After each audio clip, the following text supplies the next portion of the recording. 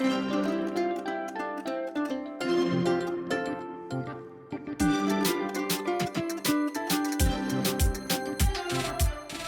Natalie, and welcome to the Stride Sisters podcast. On today's episode, things start with an update about the situation that was almost worthy of an emergency episode. Princess Half Marathon weekend, registration, delay, then registration. Next, I'll recap my experience with the runDisney of professional sports, Banana Ball. So, lace up your shoes and step into the magic with us.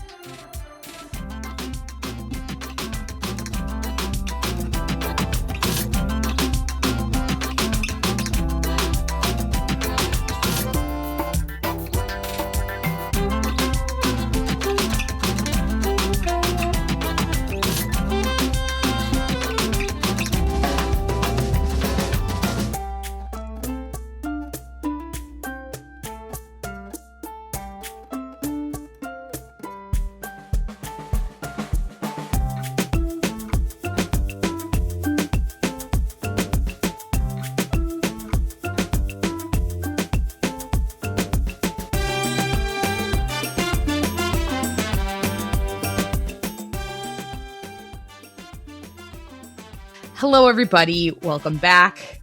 It's been an interesting couple of weeks, to say the least. And again, it was one of those things where I kind of listened back and cringe a little about how I talked about how, yay, if you're celebrating registration. Oh boy. Anyway, kind of along the same topic.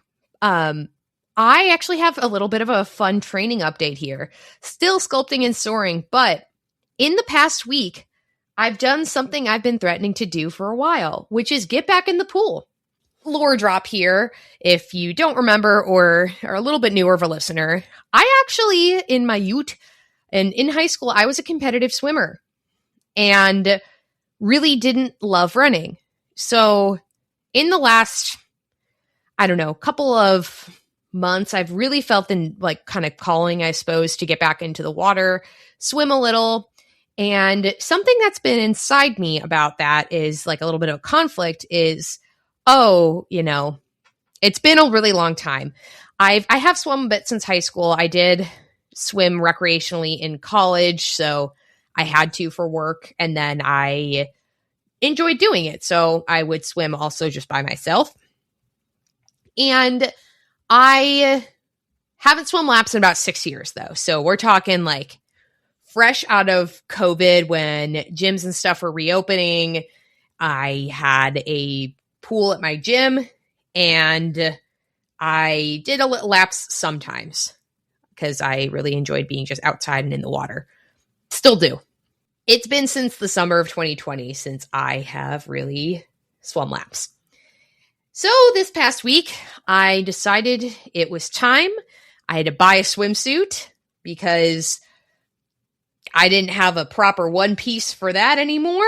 And buy cap and goggles. I do still have those somewhere, but they're in my faded storage unit that I'm still working on clearing. And I, so many times, because I do join a gym for the summer. I join a Lifetime Fitness that has a pool.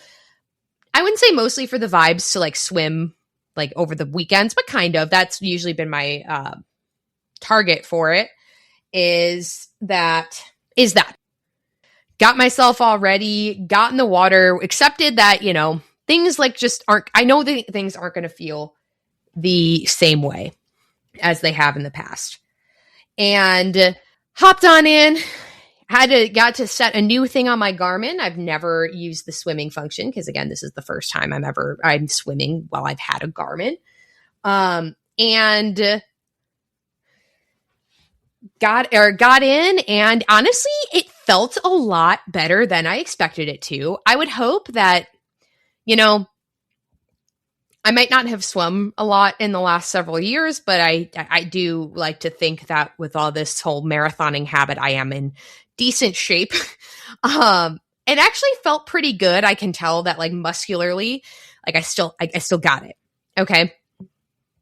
And I swam, at least my first workout was I got 1,000 yards in, and that involved, and I honestly thought I'd be crying after 500 and like, oh my God, I can't believe I'm doing this.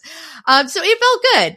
And I did notice, kind of watching my Garmin, I'm not quite as into the lap counting as I once was, right? Like I'm out of practice. It's been several years.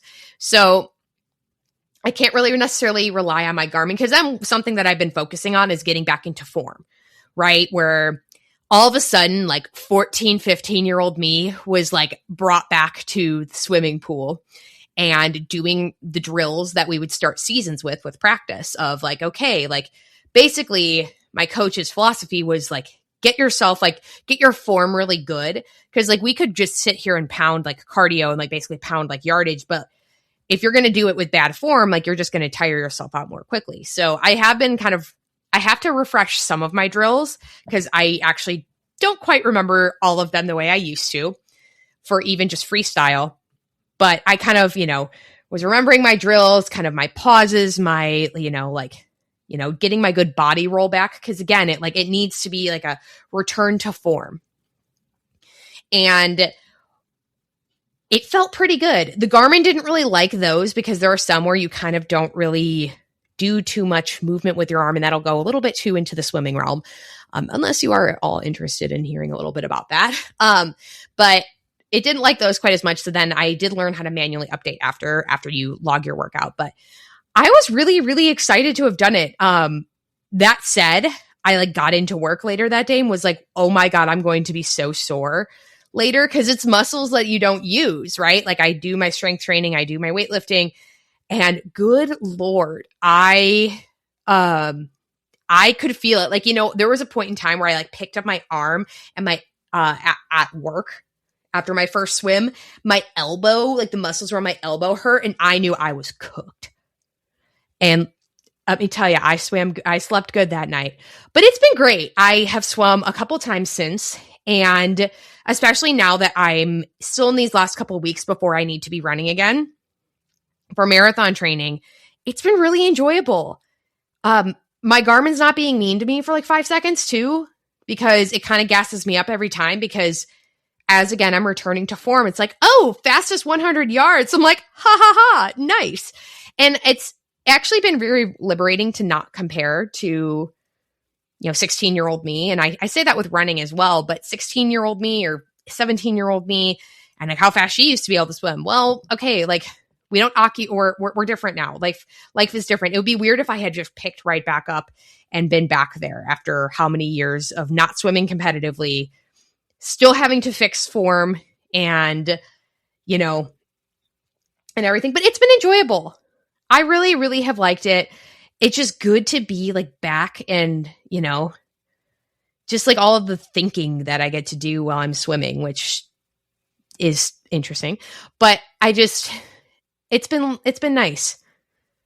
I have high aspirations of I don't know. I don't know if I would ever necessarily want to compete again. And there are master swim teams and whatnot. I don't even actually know what's necessarily around here, but I don't know if that's necessarily what I want to call for, especially because I have this whole running habit that takes up a lot more of my time, but it's been good and feel like the old me again. And I did a length of butterfly, which again, I thought would take me out, and it didn't hurt that bad. I probably could have kept going to make it a whole 50 yards, but I also didn't push it. Cause again, I know I'm in a 30-year-old body now, and I know that there are limitations that I have, but it's been enjoyable. I don't know.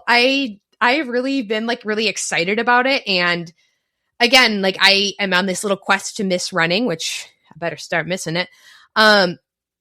Just kind of getting into before I get into that next Dobie block. And I'm glad that I've actually been able to do the things that I keep saying that I'm going to, do of all the things you don't have time for when you're training for a marathon. I do want to try to keep up some of the swimming as well, so long as I don't have any issues with injury, etc., or just strain. I really want to enjoy it. and be able to just look forward to, and maybe it's going to be in less quantity. But I always kind of thought that this would, my return to the pool would be a little bit more about like, I'm injured and I need to do it. I just actually am really, really enjoying it, which is nice. And let me tell you, swimmers, you got to feel me here. There's just nothing quite like taking your cap off, letting your hair down and just like shaking it out and like then getting out of the pool. It feels right. It feels right. Anyway, that's like the biggest thing of a training update I've had since probably February.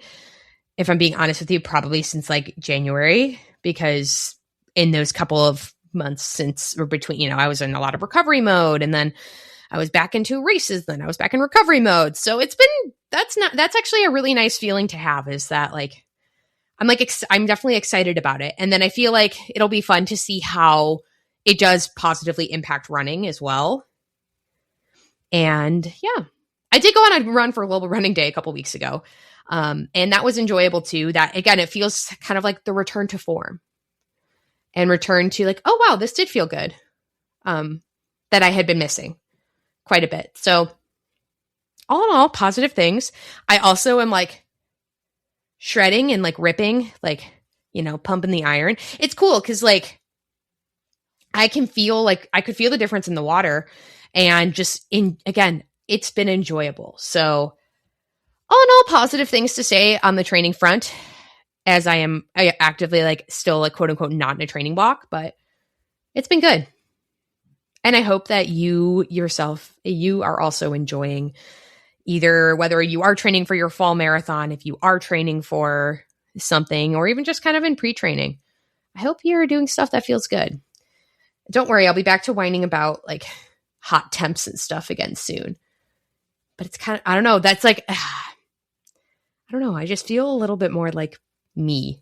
And it's silly to say that like the pool is doing that so much. But I don't know. If you know me, you know. Anyway,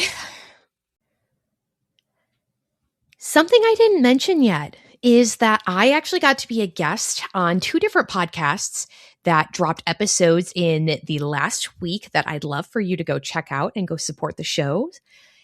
First was One More Run, the podcast with AJ and Erica. We talked all about the Enneagram, and I talked about how being a 7 really impacts my life as a runner. And it was a really, really fun, insightful conversation that I'd love for you to check out. I was also on Tall Guy Talks Travel with Rick Doherty. And Rick is a dear old friend of mine. And he appeared on this podcast on episode number 23 to talk all about holidays at Walt Disney World. And I need to have Rick back for sure. But we talked a lot about runDisney and the impact of Jeff Galloway. And it's a good episode. So thank you to both of those shows for having me on and having me a part of them. I really love getting to chat with different people. On to the countdowns. We have 128 days until Wine and Dine Half Marathon Weekend 2026, which is crazy because speaking of training, that should be starting pretty soon. Got 204 days until Marathon Weekend 2027. Our short deadline has passed, so I hope you updated it to what you need. And if you are somebody who has not gotten your charity link for Marathon Weekend yet, you will still be able to put in your preferred shirt. Just know that it'll lock. So, and proof of time deadline is coming less than 2 months away on August 3rd. We have 254 days until Princess Half Marathon Weekend 2027. Proof of time deadline is on October 1st. Shirt deadline I still have not quite seen yet. So when I know, you'll know. Or maybe like a week later because of this bi-weekly cadence that I'm on. And 303 days until Springtime Surprise Weekend 2027. Club Run Disney registration is 2 weeks away on the 30th of June. And general registration follows 1 week later on July 7th. Now, I do expect us to get themes, probably watch today. We'll talk about them soon. Note from the editor. Hey, So the news broke about Springtime Surprise, changing dates, themes, etc. And I almost feel kind of lucky that I hadn't released the episode yet. Needed another listen through of things, and here we are. So we got Springtime Surprise themes today, and also the dates changed. So I'm going to start with that. The dates are now a week earlier, so my countdown will be fixed for next week. And we're really tempting fate with the emergency episodes today, or this at this time, guys. Anyway, we also got the themes. It's a running through the ages, running through the decades, with a 5K themed to Wreck-It Ralph, 10K themed to Robin Hood. Shout out to my 10K springtime Robin Hood costume from 2025. The 10 miler is Alice in Wonderland themed, and the whole challenge is Steamboat Willie. Yoga has now disappeared, so no more yoga for Springtime Surprise, which is a little bit of a bummer to see that event go, but whew, what an interesting day. So if you are Disney Vacation Club, make sure you go in and modify your reservations. And yeah, definitely interesting. I don't think in all the time that I've been doing runDisney that we have seen dates move for like a previously established event, right? Like year over year, springtime moves, right? But when we announced the season, I don't think we've ever seen the dates move again or move before. This may be more advantageous for me, but I don't know, I need to figure some stuff out, which I feel like I don't like being this like secret squirrel, but I haven't committed to anything yet. So I don't want to be like, yeah, I'm doing this. And then no, I'm not. So trust me, I pretty much go in front of the mic and yap as soon as it's locked in. So we'll be good. But exciting times. All right. Editor out, I guess, but back in because it's just me talking. I don't know. All right. Rolling on into the Disney news. We'll talk about it. We'll talk about the registration. Okay. So again, really felt like it was going to end up in an emergency episode right after I said something about emergency episode. And like, what is a big enough deal for that? Yeah. Okay. So Princess Half Marathon weekend registration was scheduled for June 2nd. I, a wild Natalie, was seeking a 5K bib to complement my registration I had for the challenge already through Club runDisney. And I was in the pit, as one does, doing my thing, and it was a failure to launch. I had, I think, one of them even move off of the loading screen, or like into the loading screen, and you could tell with the fact that it was just not moving anywhere that like we were cooked, right? And it hadn't even reset for some of my browsers, and they did send the note that there would be an update at 10:30. So I was just waiting. I'm like, all right, well, there's not really a whole lot I can do but to here wait and work and just get things done. And then they sent another that there would be an update at 11 when they were not able to relaunch that. And I will, to runDisney's credit, say I was glad that after the 11 o'clock update and they could not launch that I was glad that they called it for the day and we weren't sitting there for a few hours. Again, I have a job where I'm pretty glued to a laptop anyway. And I mean, I do have other meetings and stuff I have to go to, but I am pretty glued to a laptop. But I'd say that in that trying to make a crappy situation equitable, that kind of prolonging it any further, I don't know. I'm glad that they called it at that point, because it does suck for people who took time off, who had to step away from work, switch shifts, etc. I will say something that I noticed was that the virtual waiting room opened at like 6:45 in the morning, my time, and I was like, that's weird. And I kind of was like, I wonder if that's a good thing. And narrator, it wasn't. It wasn't. So then we got the update that it wouldn't, or when we got that one update, then it was like, okay, this isn't happening today at all. Next day, we got kind of our update that which like told me, I'm like, they absolutely shattered this website, right? Like, I think that I read somewhere that they do some sort of IT updates. And again, I'm probably butchering this. They do some sort of like significant update to the platform, usually between Marathon Weekend and Princess Registration.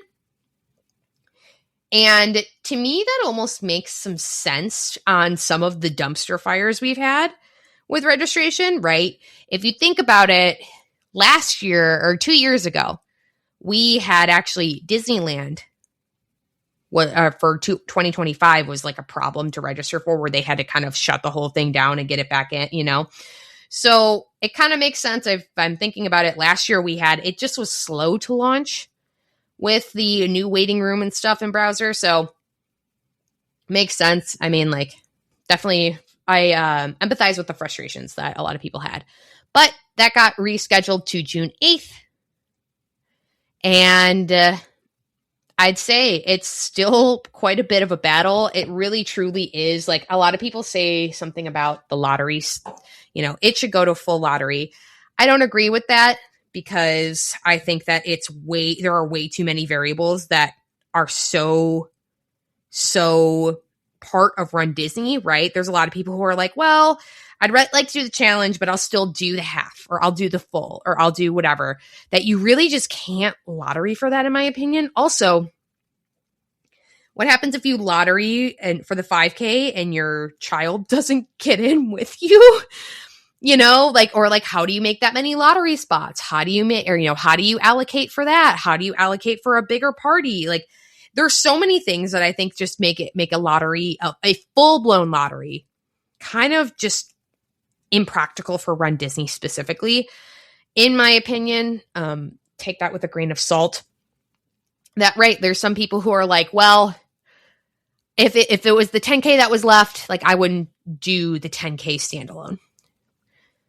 And, but I would do the 5K and the half, stuff like that, where there's just way too many variables of like what your average runDisney like consumer would do versus like, for the world majors, you can, it's marathon or no marathon, I'm trying to think of like an equivalent thing. But anyway, I was not super duper. I'd say I was still lucky because I was still able to get in while there were still things open. But barely. And I'd say one of the biggest surprises from this whole situation, I did get my 5K, so I am doing all 3 races at the race weekend, was that yoga sold out on day 1. I could not tell you, and this is not Magic Kingdom yoga. The yoga is still at Hollywood Studios, which I've heard is lovely, by the way. I don't know if there's been a time in recent past where it has sold out on day 1. So if you got a yoga spot, that is fantastic. And I hope that you got what you wanted. Also, in general, I hope you got what you wanted. And if not, are pursuing the charity route. There's a lot of really, really amazing charities. I will say there's a lot of people who, after the first debacle on June 2nd, went in and were like, I'm not dealing with this. Into charity we go. So yeah, I am excited for Princess. It will be a spectacular time. And I can't believe we only have 1 registration left for the season. That's just nuts. And then we're going to get our last theme reveal. And then, in about, I almost said like in the next month, we'll be getting medals. I mean, we'll probably get wine and dine medals toward the end of July. But I was just thinking, I was like, I feel like we've seen a medal reveal by now, but that would have been Disneyland, which we sadly do not have. But lots to look forward to. Okay. Going to roll into some other Disney news here. Toy Story 5 comes out this week, which is quite exciting. Kind of hard to believe that we are already here. And Toy Story is such just a hit in the nostalgia for me personally. I remember watching Toy Story, enjoying Toy Story. And throughout my life, I'm not going to pretend that stopped. All the reels that have been out of people like going like sometime in between the first Toy Story and now, like I either kind of became Andy, where I grew up, or I became Andy's mom. So those have been really, really sentimental and kind of cool to see people's different stories with that. I guess I'm Andy in a way. But I feel like I also became Andy like for Toy Story 3, you know, like that was not too long before I was going off to college. So in terms of the hit and the feels, like that was when that happened. So yeah, it'll be a very exciting time. Kind of interested to see what I'm a person who likes to stay somewhat spoiler free. So we'll see. We'll see how things go. Everyone's really loving the new Taylor Swift bop, it seems. So good times. In the last week or so, Ivy, a 2-month-old giraffe, has made her Kilimanjaro Safari's debut.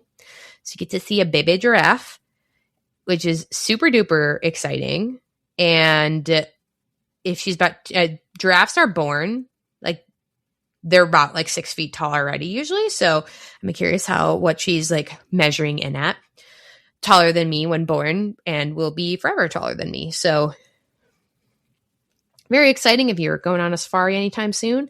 Catch the baby giraffe. I love when they have little baby animals. It's so exciting. It's just like, it just kind of brings the whole like message together too, right? Of conservation and such. The Grand Floridian Cafe is going to undergo a refurbishment starting on July 20th. So July 19th is your last day to enjoy the Grand Flo Cafe. It's supposed to go through October 2026 in terms of the refurb. And what is kind of exciting about that is that Citricos is going to do a brunch service from 7:30 a.m. to 2 p.m. in the absence of Grand Flo Cafe. Now, I've never been to Citricos, so I think that would kind of be cool to stop on by for that brunch service. And it seems like Grand Flo Cafe was something that through the whole like refurb that the Grand Floridian's been going through, that was one that was, held steady. And now it's time for, that to go through a refurb and a little freshen up. Something else interesting, pour one out for Rise and Run, is that the food trucks at Disney Springs have served their last guests and the food trucks have driven away. So I don't know if that's better for more meetup space, or it probably depends what goes in there. Like that's like, more elbow room because there's not like trucks in the way, or what for the next Rise and Run meetup. But kind of crazy that they're gone. Something very exciting out on the left coast is that the 11 a.m. park hopping rule is gone as of a week ago. So I know a couple of months ago, in the last few months, I had speculated about how they were going to actually see this go, but you can now hop whenever. So if you have a park reservation somewhere, I will clarify, you do have to enter your starting park. But I don't know, say you beelined it to Incredicoaster, but then you really want to go over to Disneyland Park, like by 9:30 in the morning, you are free to do so. You do not have to wait until 11 a.m. You do have to enter your starting park that you had your reservation at, but you get to hop early. I remember when the 2 p.m. park hopping rule dropped at Walt Disney World, I was there. That was the Coast to Coast Goofy to Dumbo adventure. And it was kind of cool to just, even for the novelty, go to Animal Kingdom. Then like I was at Epcot by like 9:30 or something like that. So it was kind of wild for me to be in another park at that time. And Noah had been 2 places at once. It's kind of funny, like just like what Disney people get like excited about, because this is one of them for me, of like, yay, you get to park hop whenever. But I think it's really exciting, something to enjoy if you are out on the left coast. Speaking of that, kind of, the Matterhorn is going down for a refurb starting on July 20th. So similarly to Grand Flo Cafe, July 19th is going to be your last day to experience this. So make sure if you need your back adjusted from the chiropractor called the Matterhorn, go on ahead and ride it. But again, there are 2 popcorn buckets that I want to talk about. So there was a Lightning McQueen to celebrate the 20-year anniversary of Cars. Also, Cars is 20. Cars can drink a beer with you in a year. That's crazy to me, legally. And there was a Lightning McQueen popcorn bucket that came out. Super duper cute. Sold out seemingly almost immediately. But then I've heard that there's been some stock that's come back out. There's also a Bullseye popcorn bucket that is quite possibly one of the cutest things I've ever seen. And it is the Bullseye popcorn bucket is coming to Disneyland Resort on June 18th. So this Thursday. So 2 days from episode drop. And then it just says soon to Walt Disney World, which is like kind of rude considering all the promo video is from Toy Story Land. But what do I know? It is so stinking cute. I love him. He is not practical as a popcorn receptacle in the slightest, but he's adorable. So I do not need it. I do not need, but like part of me wants, okay? Super stinking cute.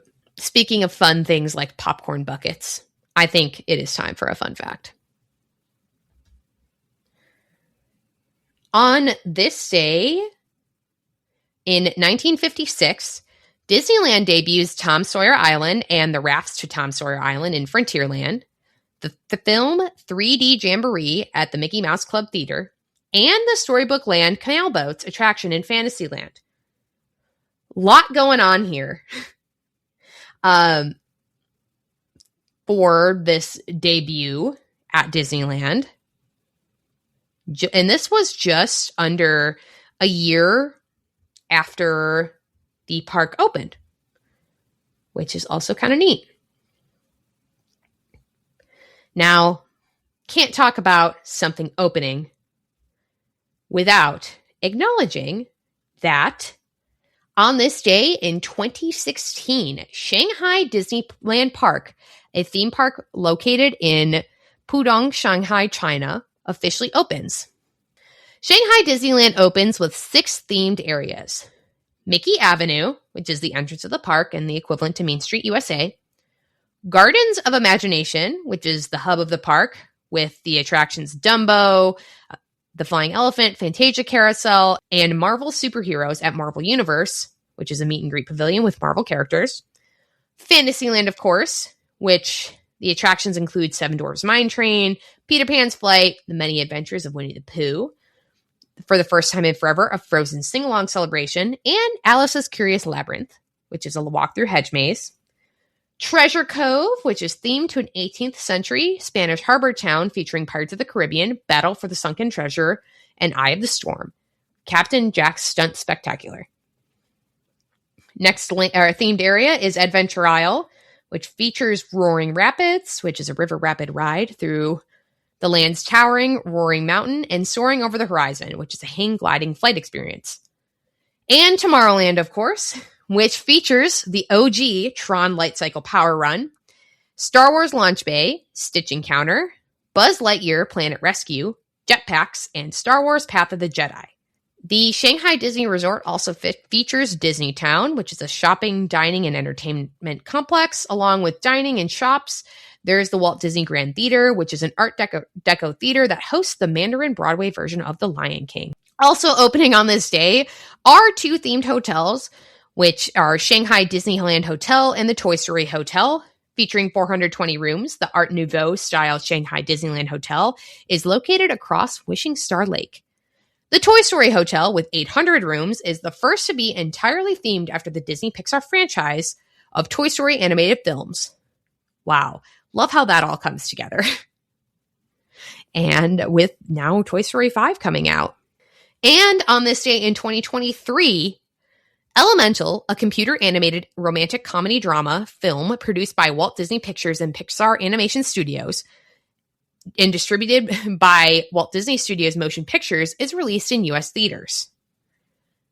If you haven't seen Elemental, it's really good. The animation is beautiful. It's so well done.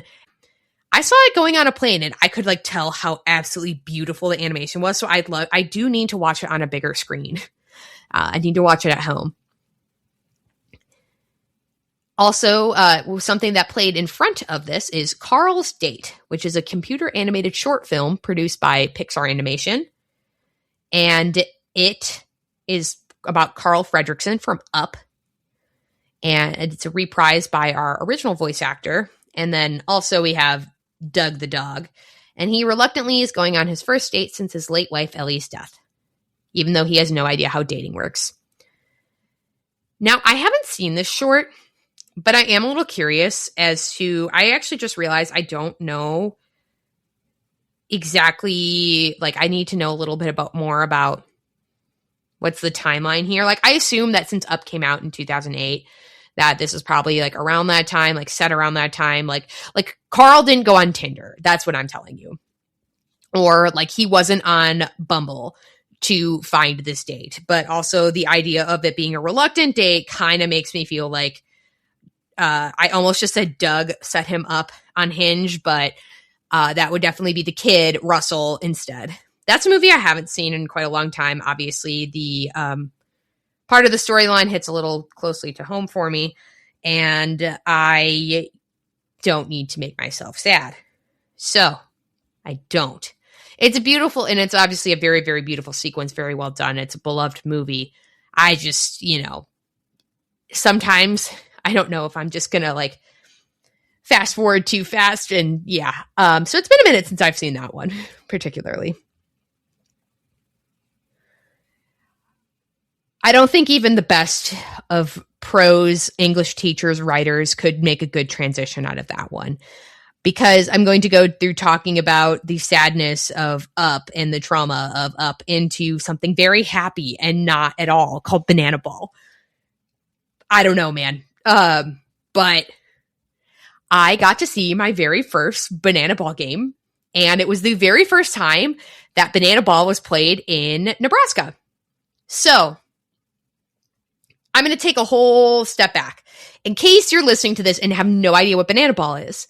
Banana Ball is a kind of play on baseball that's really, really fun, and it's very fans first. So if you've heard of the Savannah Bananas, it's kind of like the concept of the Harlem Globetrotters, but it's a little bit more, I'd say, I don't want to say more real than it, but like they're playing, it's not just scripted like theater.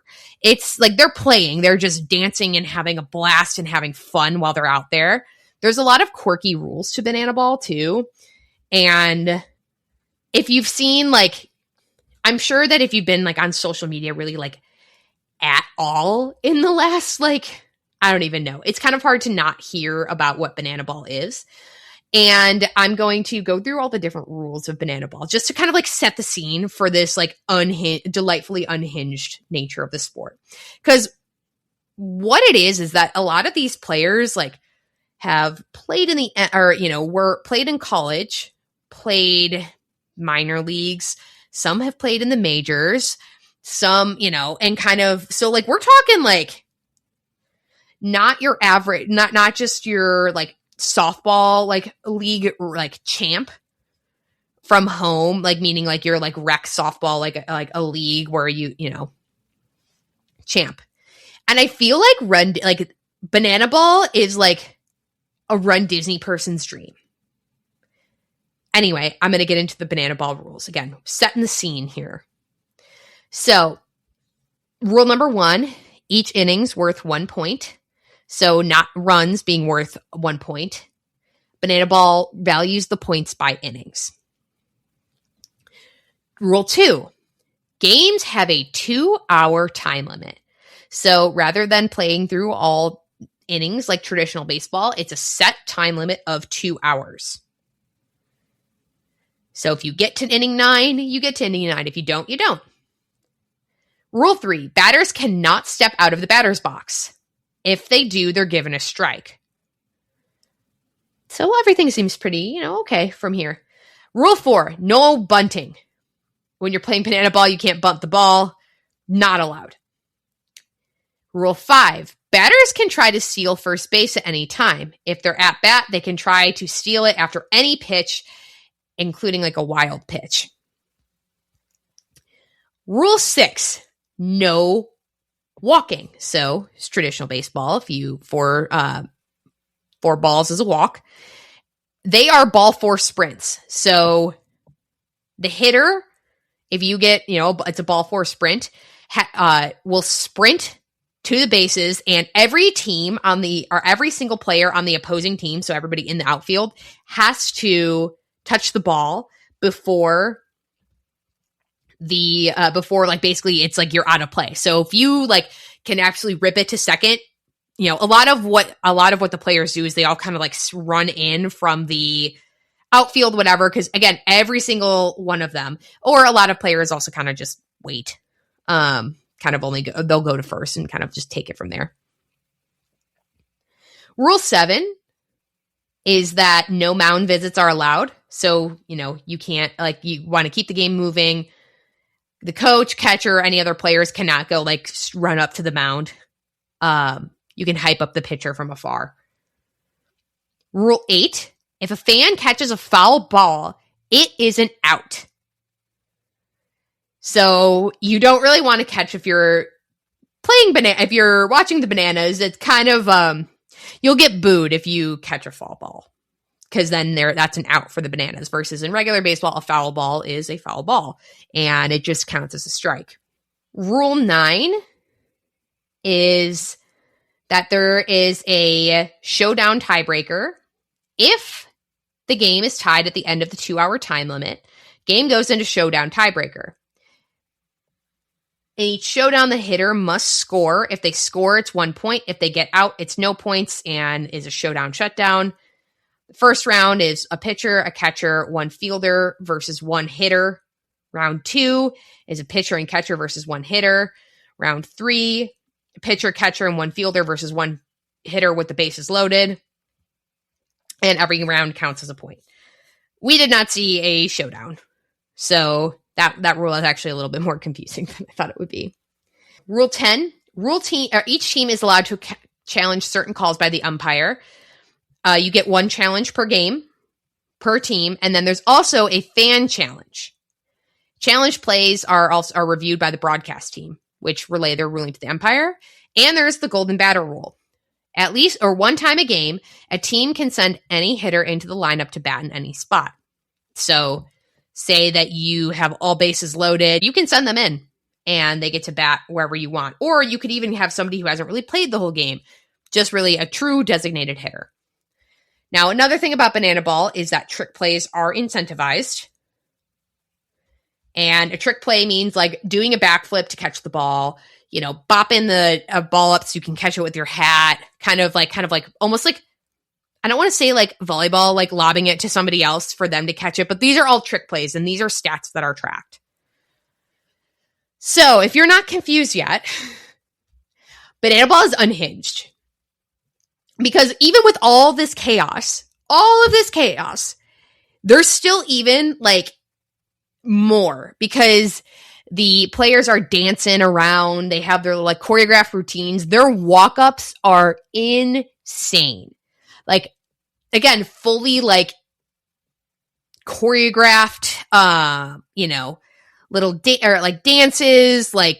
Speaking of Toy Story, one of the players on the Bananas did a whole walk-up with childhood pictures of him with his little Buzz and Woody from when he was a kid, when he was in his outfit with them, and it was Jackson's toys were at the batter's box with him. Cutest thing in the world. Okay, this didn't happen during my game, but I did see it on social media and it was so freaking cute. Okay, the game that we ended up seeing was against the firefighters. They have a dog, they have a Dalmatian who's quite literally, his name's Chief, the goodest boy ever. There's so much going on. It literally, they call it the hottest game in sports because it is so freaking entertaining, right? It's baseball theater. Again, this is perfect for runDisney people who, it's just joyous and fun. And you see athletes, but they're having so much fun doing it, right? A ripper of a pitch, absolutely banger of hits. But it's also so fun and not taken so seriously because it's really very, very fans first. So all this takes us actually back to October of 2025. Right before the Chicago Marathon, it was announced that the Savannah Bananas were coming to the ESPN Wide World of Sports, which to me was like, oh my God, that's like a home game. And then I saw they were coming to Lincoln, Nebraska. Now, they came to the University of Nebraska, and which is really not so far from my house. Omaha and Lincoln are not too far away from each other. So I knew I had to get in on the lottery.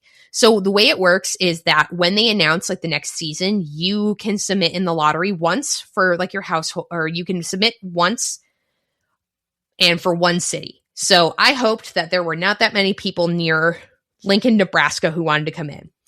Now, some additional context here is that this is College World Series time. So we have a lot of friends from out of town at the moment. And it's a great time to be in Omaha, to say the least. And maybe you're listening to this going, I didn't realize how much you liked baseball. I actually kind of like secretly have like, not secretly, because I will sing the praises of the Chicago White Sox in 2005. So maybe it's not that surprising, but I do really enjoy baseball. I think it's fun. It's like it's like the perfect summer sport, right? You just sit and enjoy and vibe, and, you know, great to have like a cold bevy in your hand of any sort and just sit and watch. Very relaxing sport to watch, but a lot of fun. Anywho, I submitted for the lottery, heard back, kept getting the emails where like, don't worry, if you submitted for this lottery, you're good. Like, don't worry about it. They kind of did a rolling kind of acceptance on the lottery for it. And the one thing about the lottery is that you can buy up to 5 tickets. I really like the system that they have. Like, obviously there's some things I think maybe could be a little better, but they really try to make this, like, their policy of it being fans first is fantastic. All of it is handled through the Bananas' own ticketing system. And so if you see Bananas tickets on StubHub or Ticketmaster, they're probably fake. Almost certainly fake, actually, because everything comes through the Bananas, and they actually keep it relatively affordable with their most expensive seats that the Bananas sell being $60. And as somebody who bought one of those expensive seats, because I got an amazing lottery spot, because not only do you get called for the lottery, but you get called and then given a time within the lottery. So it's kind of like dorm signups in college, if that's how your college worked. It's how mine did, where when you were like picking your dorm for the next year, you got like a time slot to like pick your room and whatever, and like within your hall. But anyway, so I bought banana ball tickets. I got a really, really good lottery spot. Honestly, so lucky, because I was along the third base line in the stadium. And again, we had a baseball stadium and a football stadium. There were 85,000 Cornhuskers who came out for that game, and the place sold out. So we got so lucky that we could see so much of the show, right? That we were literally right there. And again, I paid $60 a ticket. So really, like, they do strive to keep it a little bit more affordable. Initially, I did buy 5 tickets because we thought that we'd have family come in, but everybody ended up having like other weddings to attend or other stuff to attend to. So I was able to actually really easily sell them. You post them through the Banana Ball Marketplace.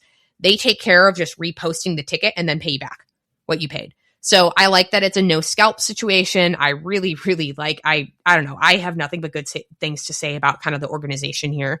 And again, they really want it to be fans first. And I think that they do achieve that.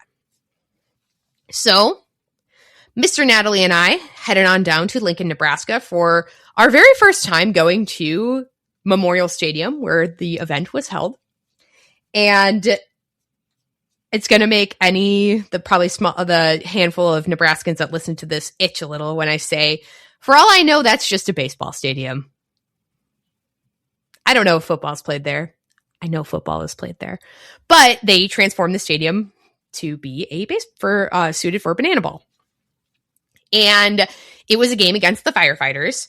So the Savannah Bananas versus the firefighters. And especially with it being the first banana ball game ever in Nebraska, that this was awesome.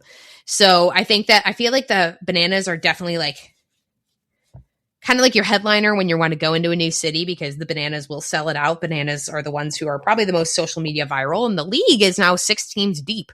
So there's the Savannah Bananas, there's the Texas Tailgaters, the Party Animals, the Firefighters, and the 2 new teams this season are the Loco Beach Coconuts and the Indianapolis Clowns, which is actually kind of a resurgence of a historic baseball team.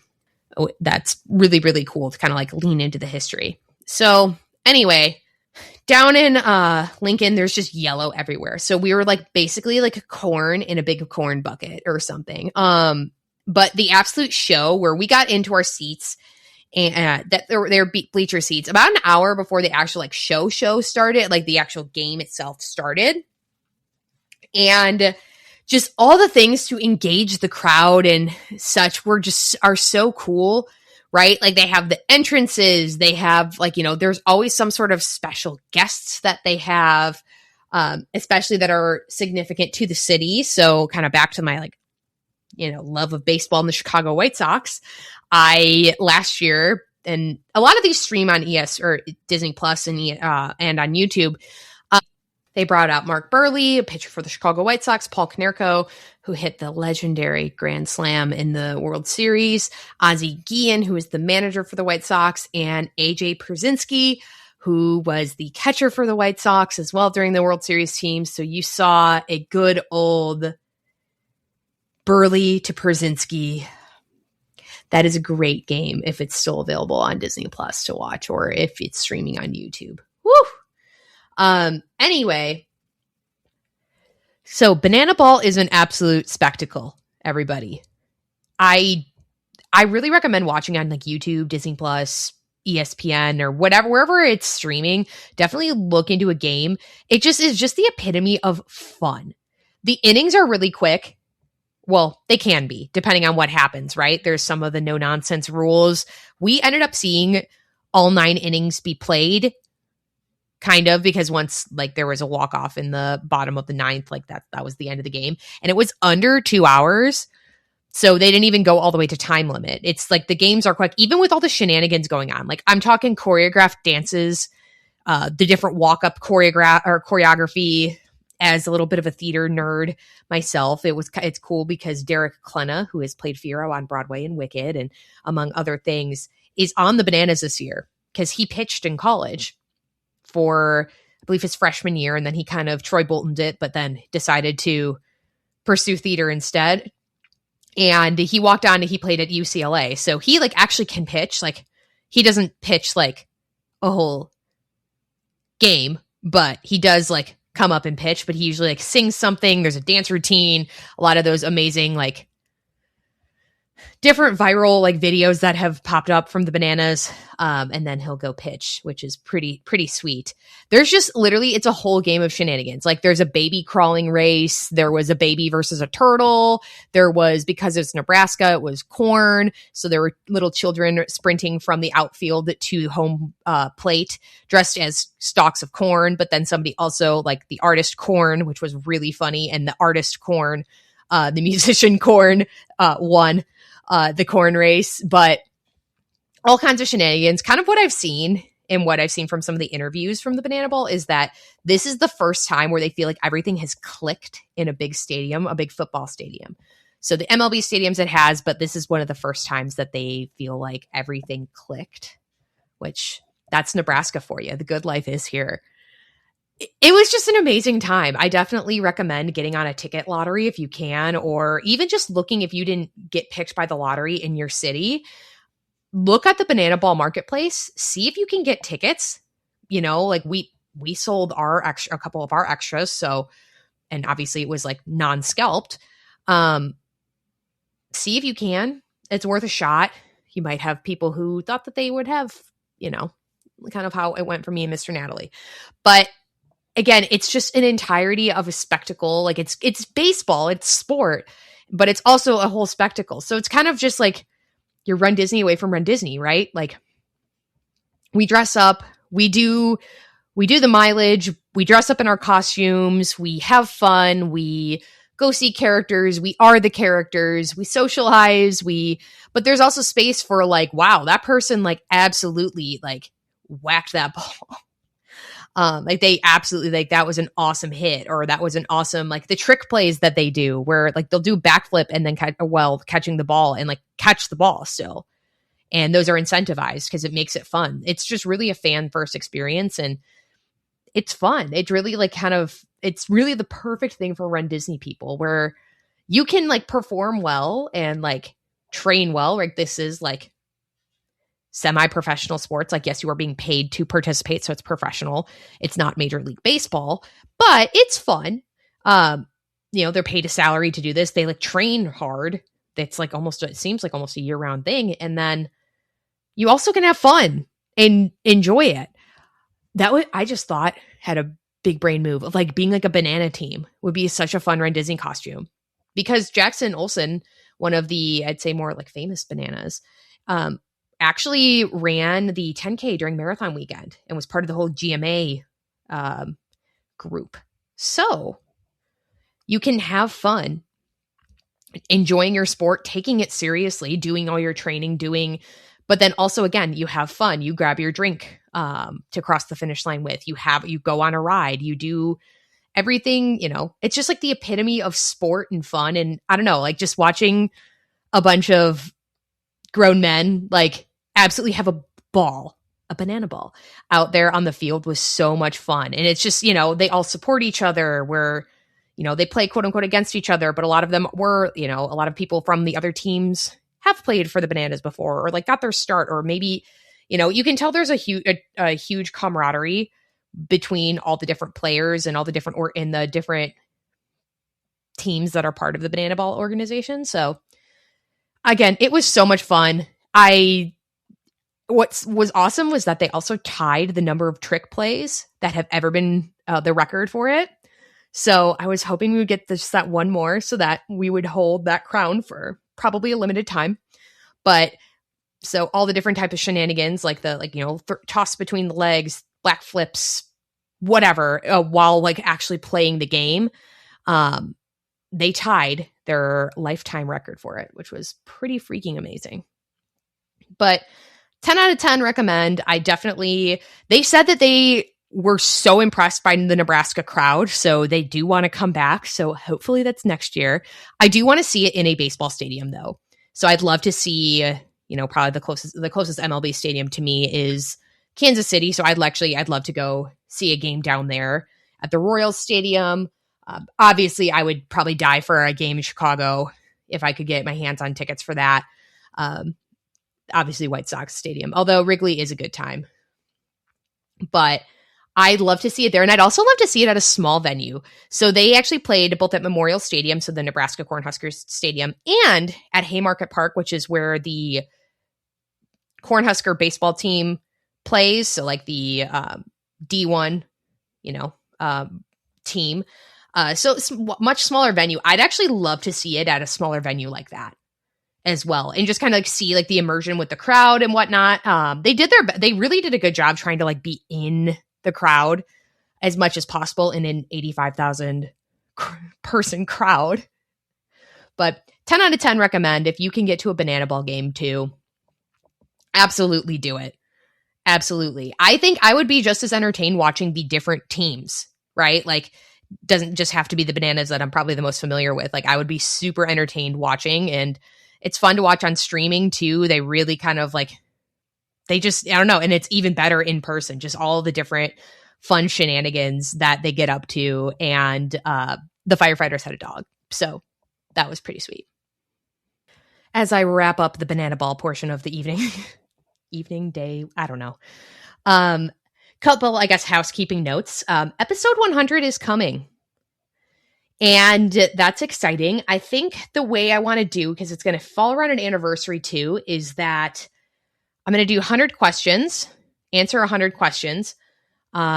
So if you have something you would like me to answer, kind of like an Ask Me Anything, but I would love to answer it, doesn't have to be about running or runDisney but it could be, obviously, that's what I'm here for. It could be who's my favorite banana? I don't know. How ripe do I like my banana? There's 2 right there. So that we don't have to go all the way down the route of what is your favorite like 4th grade novel you read? Between me and Mr. Natalie, buzzing up questions, send them via email, DM, etc. And let me know. And yeah, a good way to kind of ring in a 2-year anniversary as well as kind of 100 episodes of this thing. It's interesting just with the timing because it does like fall and where it falls. It's kind of nice to be, 100 episodes behind the mic, which again is just so crazy. And I'm very, very thankful to all of you who make it possible and continue to listen to little old me. On that note, I do have a review. So, this comes from longtime fan 12. I am not a runner by any stretch of the imagination, and Natalie and her podcast helped me so much on my trip to Disney Paris with my fresh 2-year-old in tow. Only running was after him. Thank you. Literally couldn't have done it without you. Your tips and tricks are amazing. That was very, very kind. Thank you. Thank you so much. If there's even just a little bit that I can share and make better and, help people, that's definitely like a passion project of mine is, I don't claim to be an expert in many things, especially not that what I talk about on this podcast, but I do like to try to make the world a little bit brighter and a little bit more helpful and do what I can to help that out. So I'm really hoping that like the runDisney News Gambit kind of like, hey, chill a little bit, because I'll see y'all in 2 weeks. If you enjoy listening to the show, please leave a review and a 5-star rating. I love reading your reviews out loud. You might even be featured on a future podcast episode. There's a community spotlight on the Instagram at Stride Sisters Podcast. If you want to be featured for a Medal Monday, Finish Line Friday, or any accomplishment you want to celebrate, send a picture via the social media platforms or the email. And to continue the fun, join the Facebook page. All the ways to connect can be found in the show notes. Thanks for listening. Until the next adventure, wishing you endless miles of magic and memories. See you next time.